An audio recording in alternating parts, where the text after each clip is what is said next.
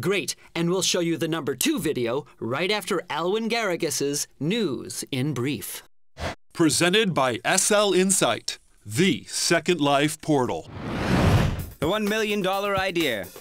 The light bulb manufacturer Osram has launched the second round of its SL activities with an unprecedented competition. At Osram Island, you can get some Christmas presents and apply for a big contest. The best 250 ideas will go on to the next round, and the bonus is the winner gets 1 million Linden dollars and the opportunity to get his or her idea realized in real life with the help of Osram technicians. We're anxious to see who becomes the next SL millionaire when the contest ends in 5 months. Submit your ideas. An historical relic. Czechoslovakia is back in Second Life. This sweet little sim has been designed for Czech and Slovakian real-life citizens who can meet and enjoy a platform of communication. And of course, the famous Czech beer, Staropramen, is represented here. In addition to newbie information and specials, you can also have fun on the large snowboard and bubble ball ramp.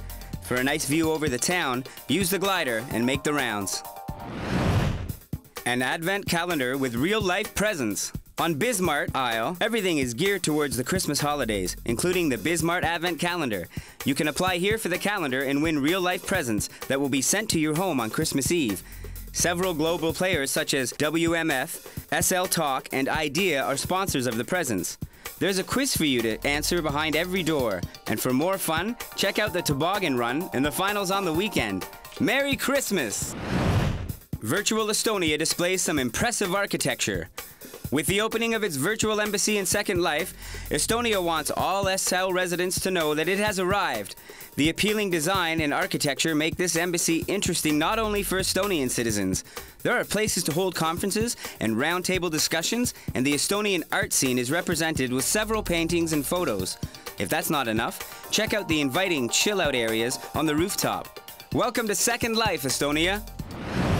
And here's Orpheus Kurosawa's video, the second place winner in our Machinima contest.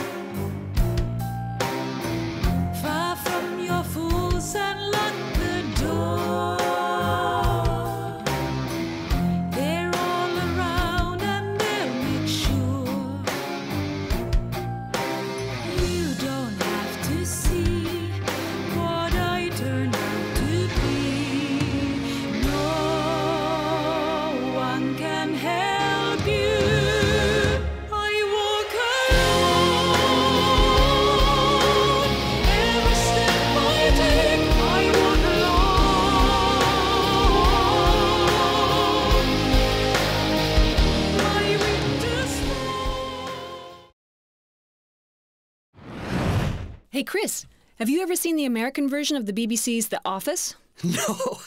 Ever since I myself have become a television star, I hardly have time to watch TV. Okay. Well, the show is really unique. It follows several co-workers at a small paper company, just like the TV show Stromberg here in Germany. And guess what? They had a hilarious reference to SL in a recent episode. Draxter Dupre met up with Dwight Schrute from the regional management and filed this report. You know, I was wondering who this Dwight guy is that people keep talking about in SL. I'm Schrute. What? Superior genes and superior brain power. Through concentration, I can raise and lower my cholesterol at will. Dwight K. Schrute is pretty confident, and as a successful salesman for local office supplier Dunder Mifflin in Scranton, Pennsylvania, he's also fairly old school about his approach to the job. I can make more sales than a computer. Not that he denies certain advantages of the information age. I think one of the greatest things about modern America is the computerization of medical records. As a volunteer sheriff, I can look up anyone's psychiatric records or surgical histories. There are a huge number of yeast infections in this county. On the surface, Dwight might seem like the co-worker from hell, but there is so much more to the man. A lover of the outdoors, Dwight cultivates a passion for paintball. He restores classic cars, and he runs a cozy bed and breakfast on the 60-acre Schrute family farm. His reason for entering Second Life is straightforward. I signed up for Second Life about a year ago. Back then, my life was so great that I literally wanted a second one. When the showrunners at NBC's The Office, an Americanized version of the BBC sitcom, decided to bring Dwight and a few colleagues into Second Life for the episode Local Ed in late October, they gave 3D developer Clear Ink lots of freedom to get creative. Clear Ink shot the machinima scenes, built the sets, created groups, and answered fan IMs. Troy Timtam designed avatars that were not even used for the episode's cut that made it on TV. Angela's avatar got invented because she was planning the after party, and she sent out the notice to the group. Toby's avatar was invented because somebody wanted to be our temp.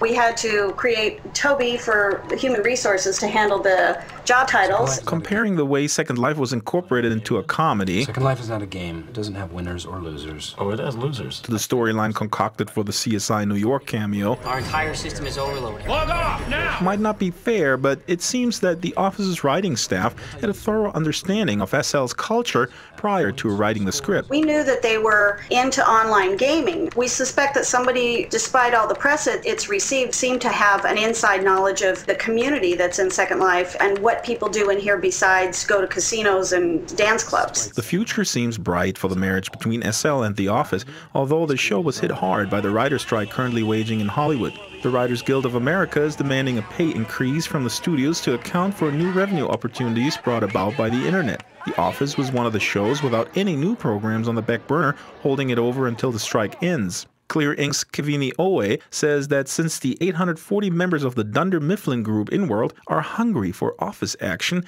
it might be a great opportunity for Dwight to return to SL. We'd be more than willing to get together with him in Second Life and let him fly his avatar around. The writers are on strike, and I'm not sure if that's going to be solved soon. Might give him something to do in the meantime. Yeah, and then fans could create future episodes themselves in SL. Shooting machinima would cut production costs, and we could replace all those finicky writers with in-world labor. Outsourcing, I think that would be called. What do you say, Dwight?